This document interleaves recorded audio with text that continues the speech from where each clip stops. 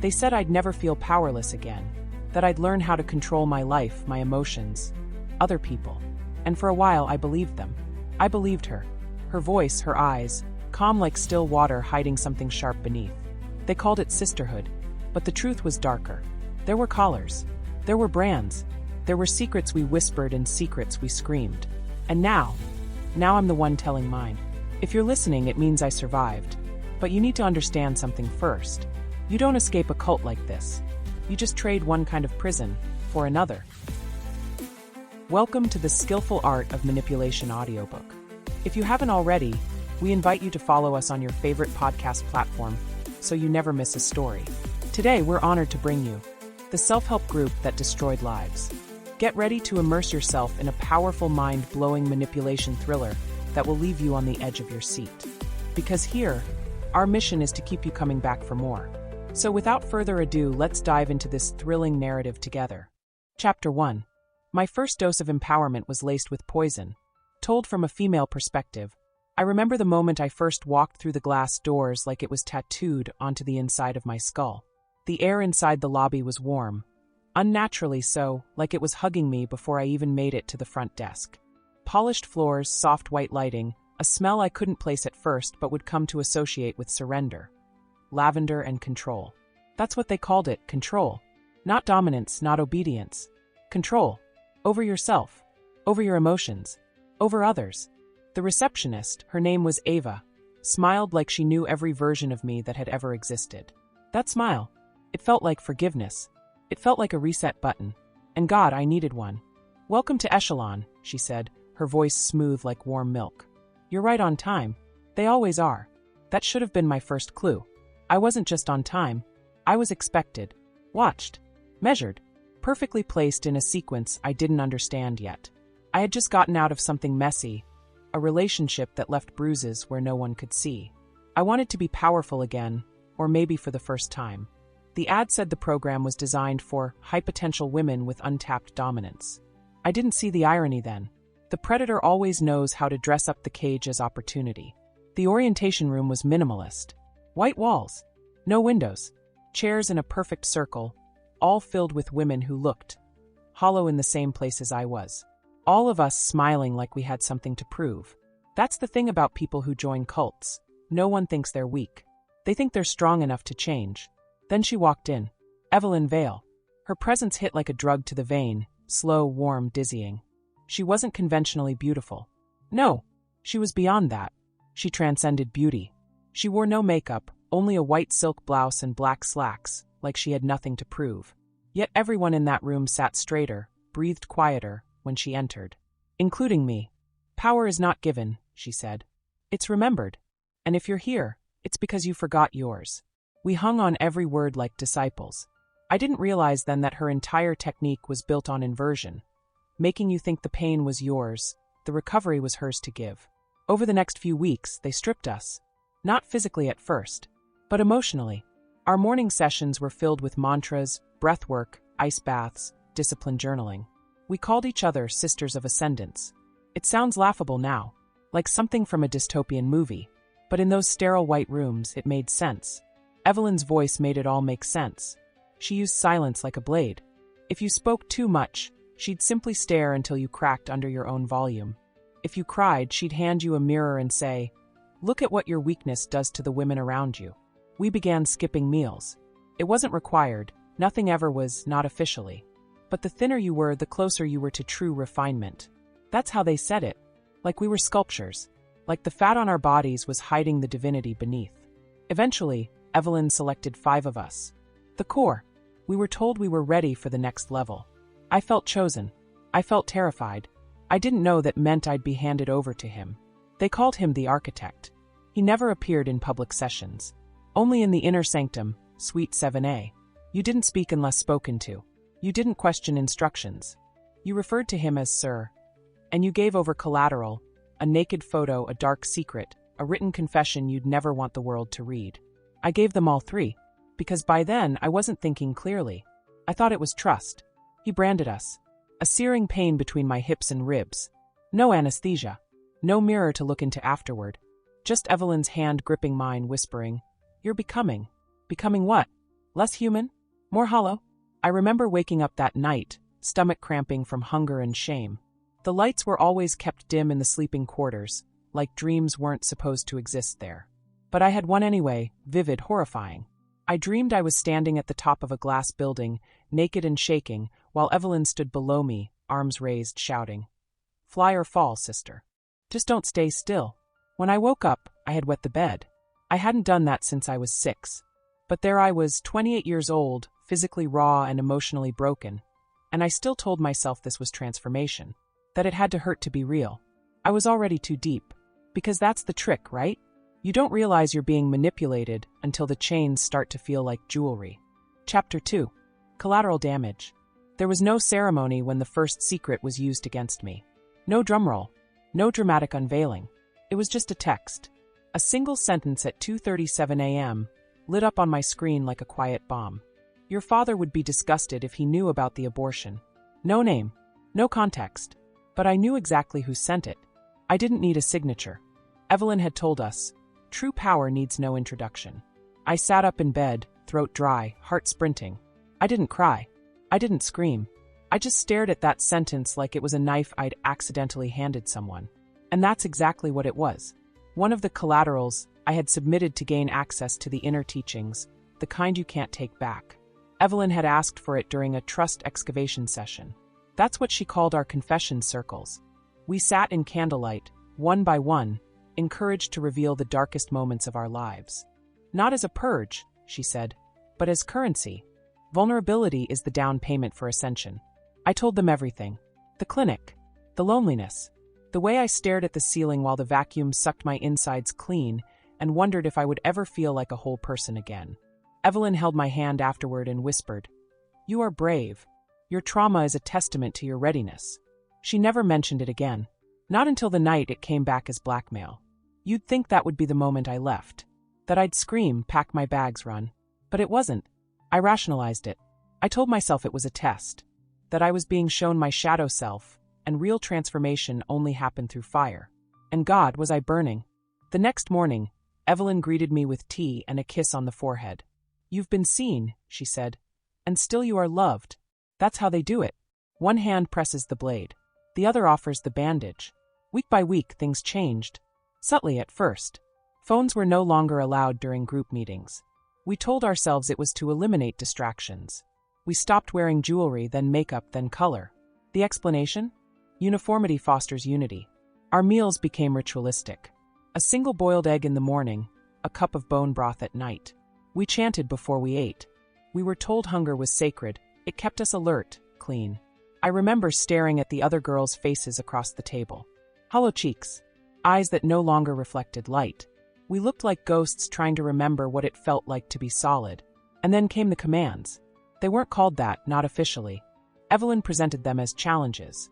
Little tasks to prove our discipline. At first it was minor. Stand in the rain for 10 minutes, don't blink during meditation, hold a plank until your muscles scream. But then it escalated. We were told to text ready at any time of day or night, and wait. Sometimes it would be hours. Then a command would come. Send a photo of your thighs. Stand outside naked for 60 seconds. Call yourself a failure. Record it. It felt like dying in fragments. Like every little piece of who I was before. The me who laughed too loud, who loved jazz, who had crooked teeth and didn't care, was being sliced away until only obedience was left. But it was the silence from the outside world that made it worse. My mom stopped texting. My friends gave up after I ghosted them for the 3rd time. I told them I was doing deep work and needed to unplug. Evelyn taught us that boundaries were for the weak. A woman who shields herself from judgment is not brave. She is blind. I believed her. I stopped talking to my sister. I didn't even call her when she had a miscarriage. I told myself that this pursuit of higher self, was more important. And then Sir started calling. At first, it was short, 10-minute phone calls. His voice was clinical, low, like someone who didn't need to yell to dominate. He didn't ask questions. He made statements. Your tone was insecure today. You hesitated when Evelyn asked you to speak. That's cowardice. You haven't earned your collar yet. Yes, the collar. That's what came next. Black leather, with a small gold key hanging from the ring. The first time I saw another woman wear it, I thought she looked beautiful. Sacred. Claimed. I wanted that. I didn't understand yet that it wasn't a symbol of worth. It was a leash. One night, Evelyn handed me a small box. Inside was the collar, nestled in white silk. "You're ready," she said. I put it on myself. No one forced me. That's how deep the manipulation went. I collared myself. I chose servitude because I thought it was enlightenment. That same night, I was summoned to Suite 7A again. This time the door was unlocked. He was waiting for me. "Sir." He stood in front of a wall of lit candles, wearing a robe like some kind of oracle. I kept my eyes low as instructed. My heart felt like it had sprouted claws, scratching its way out of my chest. "Strip," he said. I did. "Kneel." I obeyed. "Tell me who you belong to." My mouth opened before my brain could catch up. "You, sir." In that moment, I thought I had passed the final test. That I was finally elevated. But really, I was just beginning to break. Chapter 3. The Obedience Protocol. You don't notice when obedience becomes instinct. That's the trick. It slips beneath the surface, slides into the nervous system until it's not a choice anymore. It's a reflex. You stop thinking and start responding, like a dog that hears the leash jingle and sits without command. That's who I was becoming, or had already become. After I received the collar, things accelerated. We were no longer sisters of ascendance. We were called vessels now. Vessels for what? For his teachings, his desires, his authority. We weren't told outright. That would make it too obvious. And nothing in Evelyn's world was ever obvious. It was always a riddle dressed as a revelation. The obedience protocol was introduced 2 weeks after I was collared. It began as a daily checklist. Wake at 4:44 a.m. Cold shower for 3 minutes. Recite the pledge aloud. 10 minutes of stillness facing a white wall. No sugar, no carbs, no eye contact unless permitted. Daily photo of your body sent to your assigned overseer. Overseer. The word alone made me shrink inside. I hated it, but I said nothing. Mine was Camilla, a former ballet dancer turned high-ranking vessel. She smiled with her teeth, but never with her eyes. Her ribs jutted out like blades, and she moved like everything she did was a performance. Perfect, intentional, hollow. She kept a spreadsheet of every infraction. Miss a check-in? That was an infraction. Speak without being addressed? Infraction. Show emotion in public? Major infraction. 3 infractions and you were put into reset. That meant silence. Total silence. No speaking, no acknowledgement, no name. Just you and the nothingness for 48 hours. One girl broke during reset. She sobbed through the night, whispering to herself. Camilla stood outside her room and played a metronome through the speaker. Tick, tick, tick, tick. The sound of obedience. We began policing each other, too. Evelyn called it sister surveillance. When you love someone, you hold them to the standard, she said. Anything else is betrayal. So we snitched. Quietly. Lovingly. Like good disciples. I reported another vessel for laughing during dinner. She never looked at me the same after that. And yet, even with the hunger, the sleep deprivation, the psychological drills, I told myself I was stronger now. Better. I had never felt so in control and so controlled all at once. That contradiction, it felt like transcendence. Sir became more involved after that. He no longer waited for me to enter Suite 7A. He came to the common rooms now, touched shoulders, issued orders face to face. Sometimes he'd ask us to kneel mid-conversation. It didn't matter where we were, kitchen, hallway, bathroom. If he said the word ground, we dropped. Like puppets with cut strings. I remember once a new girl, Melinda, hesitated. He said ground. She blinked. Didn't move. The room went silent. Evelyn walked up to her slowly, wrapped a hand around her jaw, and said, "If you flinch when the gods speak, they won't speak again." Melinda cried that night. I heard her through the vents. She was gone the next morning. Not a goodbye. Not a trace. Just gone. We were told she had chosen to discontinue the journey. But that's not what Evelyn said to me privately. Some women are too full of themselves to be emptied, she whispered, brushing the back of her fingers against my cheek.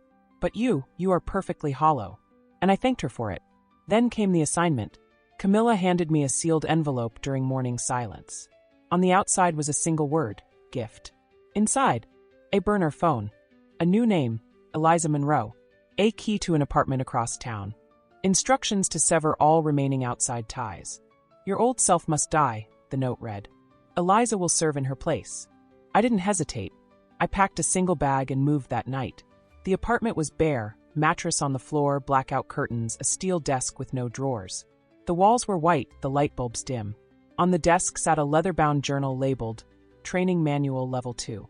Each page was handwritten. Evelyn's handwriting. Neat, slanted, elegant. She had written it for me. Or at least that's what she made me believe. The first page. Eliza, you are not here to understand. You are here to become. Every day I followed instructions. Woke at 3:33 now. Did drills in front of the mirror, reciting phrases like, I am not desire, I am duty. I was not allowed to leave the apartment unless summoned. My meals were delivered. My phone buzzed with orders. Sometimes it was Sir. Sometimes Camilla. But never Evelyn. Evelyn had become distant. Godlike. Present through her words, but unreachable. One night I got a text. Be at 48 Mercer Street. Back entrance. Midnight. Wear red. No questions. I obeyed. It was a townhouse. Luxurious. Dimly lit. Inside I saw them, other vessels. Kneeling. All of us in red. A ceremonial robe was handed to me. It smelled like ash and perfume. Sir walked in. But he wasn't alone. There were men. I counted 6. All older. All well-dressed. All seated like kings in front of us. Sir spoke first. The world has chewed these men up and spat them out. You, my vessels, are their resurrection. What followed wasn't just obedience. It was sacrifice. And afterward, when I was numb and shaking, Evelyn appeared. She hadn't spoken to me in weeks. But now she knelt in front of me, cupped my face, and said, This is your rebirth. And I am so proud of how far you've fallen. And in that moment, I wept. Because I didn't know who I was anymore. Because I was sure deep down that this was love. And that was the most dangerous lie of all. Chapter 4. Brand loyalty. The first time I smelled flesh burning, I thought I was dying. The second time, I realized that was the point. They told us branding was sacred. That it wasn't punishment, it was commitment. Evelyn said it was a permanent vow etched in truth. Sir called it the gateway to the highest level of obedience. Camilla just smiled, serene and unbothered, as she rolled out the small stainless steel tray like she was preparing for a facial, not a ritual of pain. The tray held a single iron instrument. Custom-made, they said. A thin, curved shape, vaguely resembling a triangle with curling edges. We weren't told what the symbol meant. Just that it would mark us as chosen. They did it in Evelyn's meditation studio. White walls, no windows, the smell of sandalwood and sterilizing alcohol battling for dominance. For vessels were called that night. I was one of them. The others went before me, biting down on leather straps, shaking silently afterward. One girl passed out. Another vomited. No one screamed. That was the rule. When it was my turn, I laid down on the floor without instruction. They didn't bind me. They didn't need to. Camilla knelt beside me, held my wrist, and whispered, Pain is proof you were here. You matter now. Then came the sear. A hiss. A smell like burning hair and blood. A scream that never made it past my throat. It lasted seconds. But I felt it for days. The next morning, Evelyn gifted me a silk scarf and a single white rose. Now you belong to something eternal, she said. Now you're more than just skin. I wore the scarf every day, hiding the brand just beneath my ribs. Not because I was ashamed. No, because I wanted to protect it. Like a secret only I deserved to know. That's what they did to us. They made pain feel like privilege. Isolation deepened after that. Not just physical, emotional. The outside world became irrelevant. We were told our families wouldn't understand. That reaching out would disrupt the frequency of transformation. I believed it. So when my sister left another voicemail begging me to come home, I deleted it. When my old college roommate texted me, Are you okay? You're scaring me, I blocked her. Sir said ties to the outside were like anchors dragging our spirit down. So I cut every rope. Inside the group, we weren't allowed to speak freely anymore. We could only ask questions using a script. It started with your permission, may I inquire about? And ended with, as it pertains to my evolution. Even our curiosity was controlled. We became shadows of women. Perfect posture, silent footsteps, eyes forward. We no longer referred to ourselves by name, only by designation. I was Vessel 34. They taught us voice reduction therapy. That's what they called it. Evelyn said a woman's voice had been weaponized by ego for centuries, and now it was time to unlearn the addiction to being heard. We spent hours in silence, then hours speaking only in whispers. Camilla once punished a girl for humming under her breath while folding towels. She was given the room. A soundproof box with no light, no clock, no voice. 2 days. When she came out, she never spoke again unless directly told to. The branding wasn't just physical. It became a psychological framework. Each morning we recited the 3 laws of marking. Pain cleanses confusion. Silence sustains power. The brand is not burned, it is earned. And I believed all of it. It wasn't fear anymore. It was worship. I loved Evelyn. I feared Sir. I trusted Camilla. Until the night I was told to recruit. Sir called it the expansion phase. He said I had proven myself loyal. That true devotion meant growing the garden. I was to select a woman I knew, a friend, a colleague, a sister, and bring her in. She doesn't need to know everything, he said. Not at first. Just get her through the door. I thought of my cousin, Natalia. Bright. Lonely. Recently divorced. The kind of woman searching for meaning. I stared at her contact name on my phone for hours. I didn't sleep. The next day I lied. I told them I had no one. No friends left. No connections. Sir narrowed his eyes. Lying is a sin of the weak, he said. And weakness is contagious. That night, I was summoned to Suite 7A. Alone. The room was darker than usual. No candles. Just a single spotlight above the chair. He didn't speak for a full 5 minutes. Just circled me. I sat still, breathing shallow. Finally, he leaned close and whispered, "If you cannot serve the mission, then you become the lesson." The next day, they took my scarf. Camilla stripped it from my neck and replaced it with a black one, a mark of internal dissonance. "Until you are aligned again," she said. I felt cold without it, like a limb had been severed. The other vessels avoided me. No eye contact. No touch. I had become invisible in a place that once made me feel chosen. Evelyn didn't speak to me for 3 weeks. When she finally did, it was to deliver a choice. "Bring us someone," she said, "or be reset." Not the silence. Not the cold box. Not even the room. The ultimate reset. Total detachment. Stripped of name, purpose, identity. You become a ghost within the group. No one speaks to you. You eat alone. Sleep alone. Walk the halls without acknowledgement. "We erase you," she said, "so that you may decide if you're worthy of reappearing." I looked at her and realized something I hadn't before. Evelyn wasn't just the gatekeeper. She was the punisher. And for the first time in months, something inside me cracked. Not from fear. From rage. Because the brand didn't just hurt my skin, it rewrote my mind. And I was beginning to remember who I was before the burn. Chapter 5. The Break Program. It started as a whisper. Not in the room, not from another vessel, but inside me. A sliver of a voice I hadn't heard in months. Mine. This is not growth. This is not empowerment. This is a fucking prison. That was the first time I used that word. Prison. Even thinking it felt dangerous. Like saying it out loud would trigger some hidden alarm, and Sir would appear behind me with that awful, surgically calm voice. But the thought didn't go away. If anything, it grew louder. I was still wearing the black scarf. The symbol of internal misalignment. Days blurred into each other. No one spoke to me unless it was to correct my posture or order me to repeat the pledge. The pledge. I am not the storm. I am the stillness after. I do not seek to be known. I only seek to be worthy. Bullshit. I mouthed the words, but inside I was screaming. The day the break program began, Camilla pulled me aside. Her smile was tighter than usual. There was something new in her eyes, fear maybe, or pity. I couldn't tell. The break program, she said, is not punishment. It's purification. That's how they always framed torture. With poetry. She led me to the lowest floor of the compound. I didn't even know it existed until then. The walls were darker. The lights flickered. It felt like descending into someone's psychosis. Inside the room, there was only a steel chair bolted to the floor. A thin mat. A basin. A single camera in the corner, blinking red. "You'll be here for as long as it takes," Camilla said. "Until what?" I asked. "Until you come back to yourself." But I wasn't lost. I was waking up. The first 24 hours were light deprivation. No overheads, no candles. Just blackness and white noise pumped through the ceiling. Not loud, just constant. Like a broken radio tuned to a dead station. Enough to fray the edges of thought. There was no clock. No schedule. Food was delivered irregularly. Sometimes after what felt like hours. Other times after what felt like entire days. I never knew when to expect it.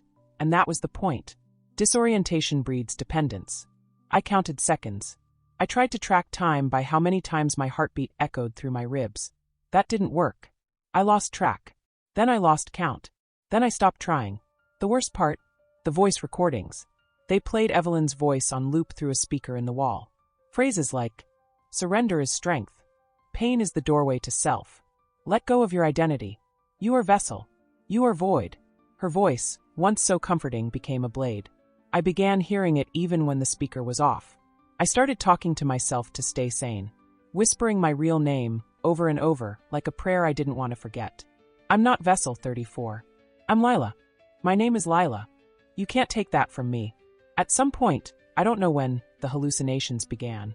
I saw Evelyn standing in the corner, even when I knew she wasn't there. I heard Sir's voice in the water basin.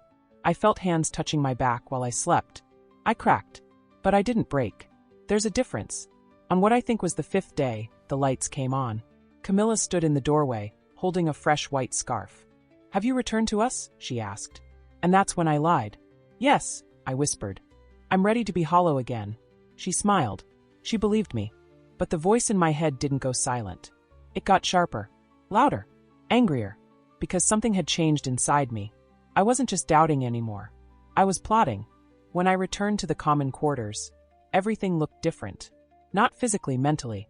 I saw the fear in the other vessel's eyes now. I saw the way they flinched when Sir entered.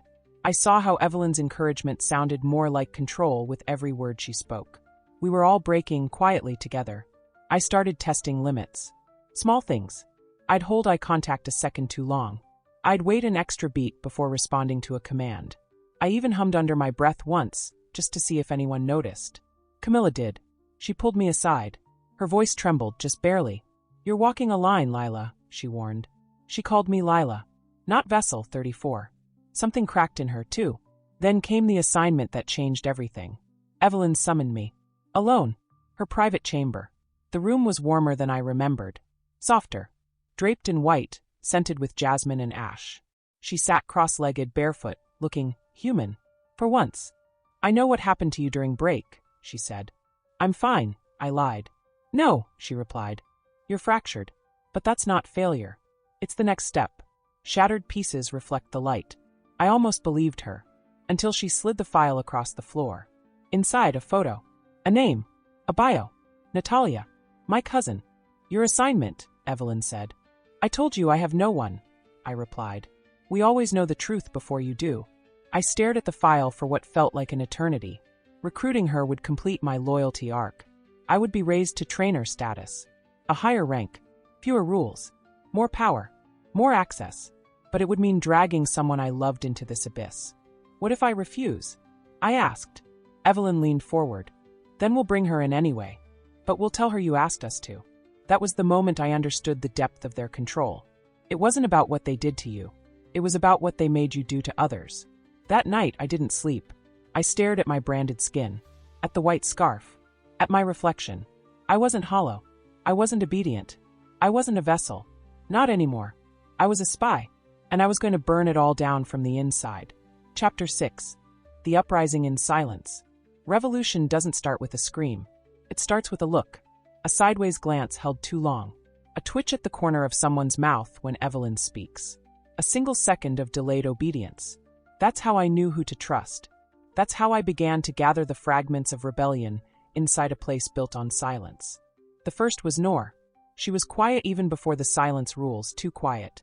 Her eyes were always moving, but her body never followed. A dancer with no floor. One morning, as we folded linens in perfect synchronization, I whispered, "Do you remember your real name?" She didn't react. Not at first. But a few minutes later, as she passed me a fresh set of towels, she whispered back. I never forgot it. That's how it began. The uprising was never loud. We met during mandatory chores, while scrubbing floors, while washing glass, while serving food in Evelyn's private quarters. We passed notes folded into tea packets. We etched words onto soap bars with fingernails and let the water dissolve them after they were read. You're not alone. I remember what hunger felt like before it was holy. This isn't healing. It's erasure. We weren't planning escape. Not yet. We were planning awakening. Because the first act of defiance isn't running. It's remembering. I started wearing my collar looser, leaving the scarf tied with a knot that unraveled just slightly each day. Nor noticed. Then Camilla. One evening, Camilla cornered me in the hallway. She was shaking. Not angry, afraid. You're drawing attention, she hissed. They'll notice. Sir's already asking questions. Let him ask, I said. Maybe someone should finally answer. She didn't report me. Not yet.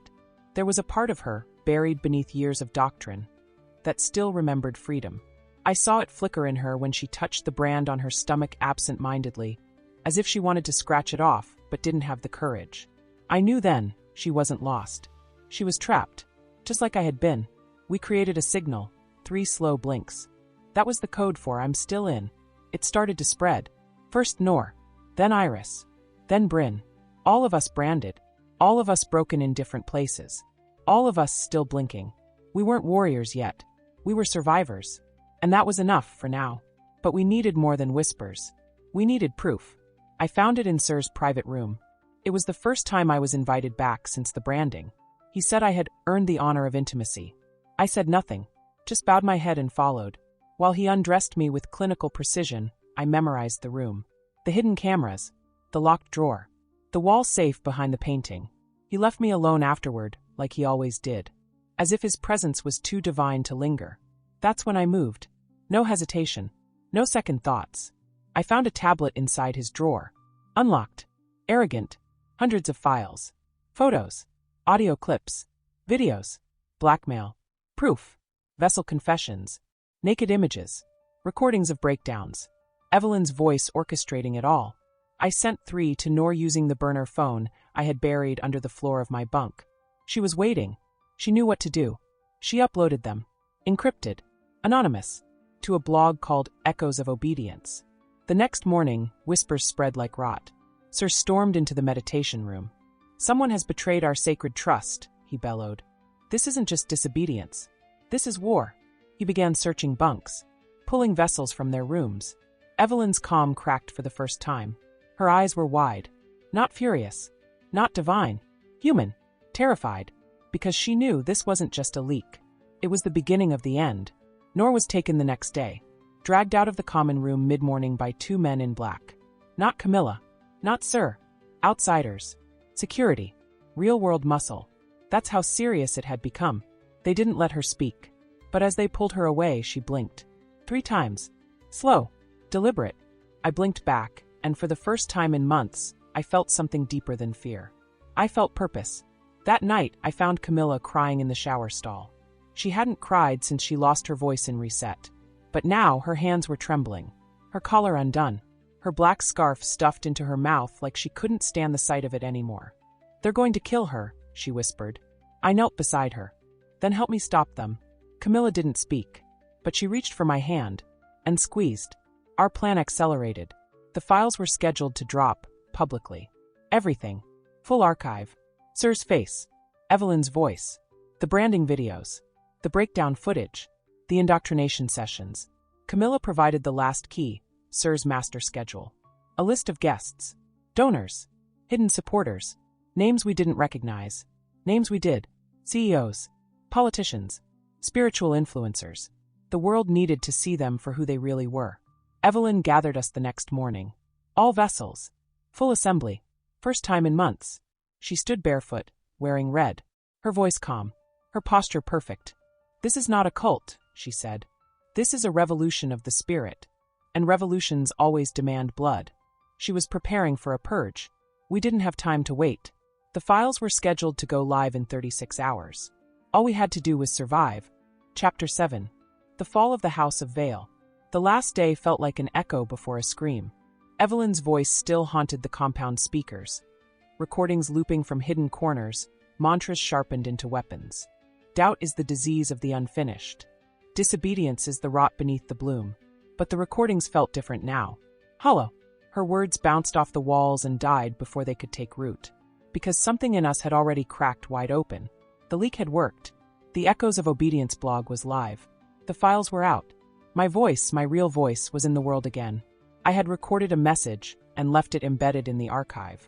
My name is Lila Monroe. Not Vessel 34. Not Eliza. Not Void. I was branded. Starved. Obedient. But I remember who I am now. And I remember what they did to us. If you're hearing this, help us. We were no longer whispers. We were heard. Camilla stayed close to me that day. She hadn't spoken much since Nor was taken. But the look in her eyes was no longer fear, it was resolve. We had a window. A 3-hour gap before Sir's afternoon strategy circle, when most staff would be occupied. The plan was simple: expose Evelyn in real time. We'd already preloaded the speakers with the audio files. Evelyn's voice coercing confessions, instructing women to be branded, blackmailing with secrets.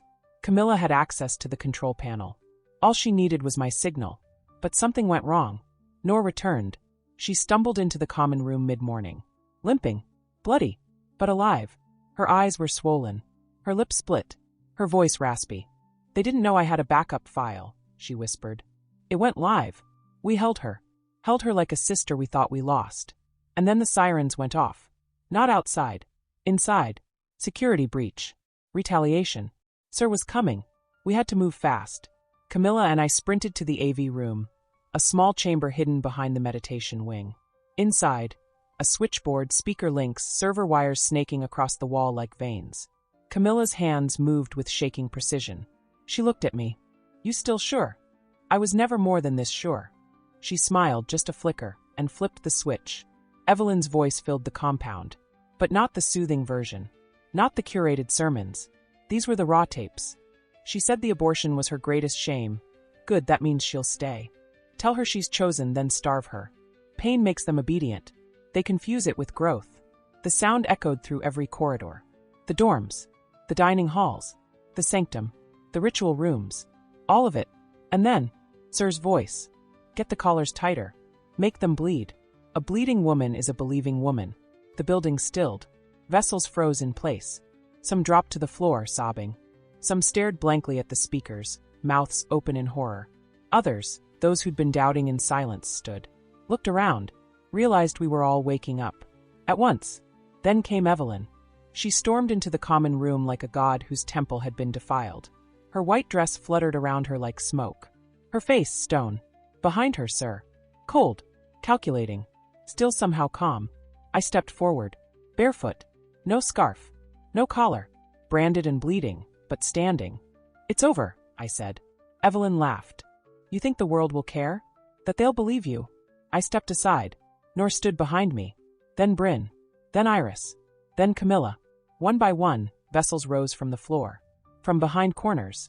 From beneath beds. All of us blinking. 3 times. Sir reached into his jacket, maybe for a phone. Maybe worse. But Camilla was faster. She held up her phone and hit send. Live stream. The entire confrontation broadcast. The branding scars. The names. The tears. Evelyn's voice. Sir's face. Sir ran. He didn't make it past the back door. Local police, tipped off anonymously days earlier, had been waiting. They tackled him to the ground. The last thing I saw of him was his face in the mud. Expressionless. Unremarkable. Not a leader. Just a man who thought no one would ever say no. Evelyn didn't run. She just sat. Folded her hands in her lap. Looked at me. "You loved me," she said softly. And she wasn't wrong. But I loved the lie she sold me. Not the woman behind it. "I loved who you pretended to be," I said. And then I walked away. The aftermath was a blur of reporters, depositions, therapy sessions that didn't feel like therapy. Just retelling. Again and again. Trying to convince the world that brainwashing isn't a weakness. It's a method. Evelyn was convicted. Sir too. Camilla turned state's witness. Nor moved to Arizona. She adopted a dog. Named him Whisper. I stayed. In the same town. Same coffee shop. Same bookstore I used to pass every day, but never entered. Until now. The barista asked for my name. And I said it. Loud. Clear. Lila Monroe. Because that's who I am. Not a vessel. Not a brand. Not a fucking void. Just Lila. And I am not broken. I am awake.